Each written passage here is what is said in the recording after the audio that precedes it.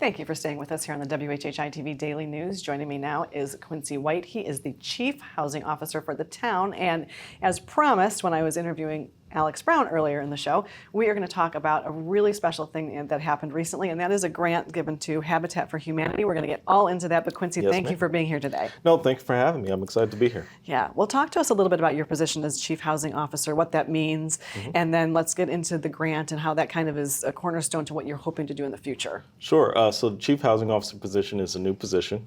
As you know, workforce housing is a crucial need here on the island. Absolutely. And therefore, the town hired someone to kind of move things along and make workforce housing here on the island a reality. And so how long have you been in this position? Less than a year. Okay. I hit a year January 1st. Okay. Yes. Well, congratulations. That's Thank really you. exciting.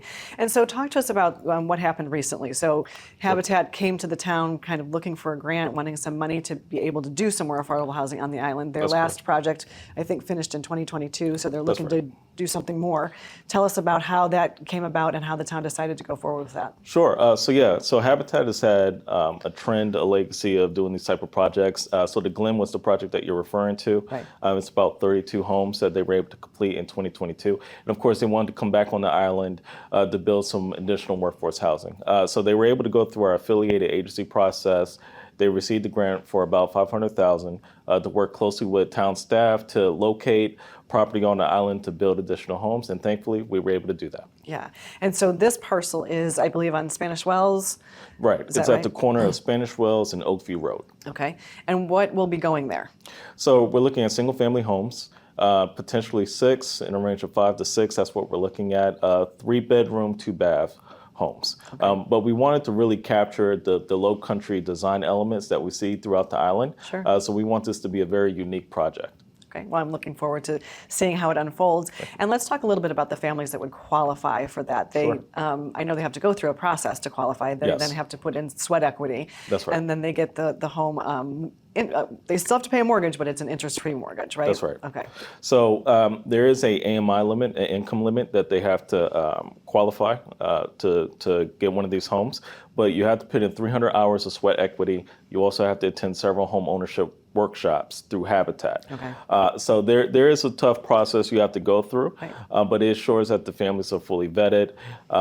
So we're really excited to work with Habitat to have great families be a part of this neighborhood. And do you know when families are able to start applying for that specific project? I believe they could start working with Habitat now to start Okay. going to those workshops and pinning in that sweat equity. And when are you hoping that construction will start for this project? Well, it's going to take some time. Sure. So, I would say within the next couple of years. Okay. It's going to take time to make sure we have design elements down packed, the site plan is down packed, but I would say within the next couple of years. And so talk to us about moving forward with workforce housing and what the housing, you as the housing director wants to get accomplished, because obviously this is a big step. I think people Sure. will be pleased to see that the town has taken this step Absolutely. to continue the conversation and continue things moving in the right direction for workforce housing. What else do you see coming down the road that will help that as well? Well, currently town staff are working on overhauling our LMO, so that's going to be helpful. Right. Making it a bit easier for developers to come here and build additional workforce housing. We have some town property that we're looking to activate for workforce housing, particularly off of 30 Bryant Road, a pathway to home ownership, if you will. So that's something that will be coming down the pike. But I would say similar projects to what we see with Habitat, building sweat equity, giving an opportunity for residents and the workforce on the island to get home ownership and have a piece of the pie. So those are some of the projects I think you can see coming down the pike. Okay. And so you mentioned about the land management ordinance, and that's going to be something I think is going to be discussed probably pretty heavily when you go into your sessions coming into the beginning of the year. So, what can people expect to see after those discussions? Obviously, you're talking about some of the things that are going forward, but how can they get involved and in the discussion?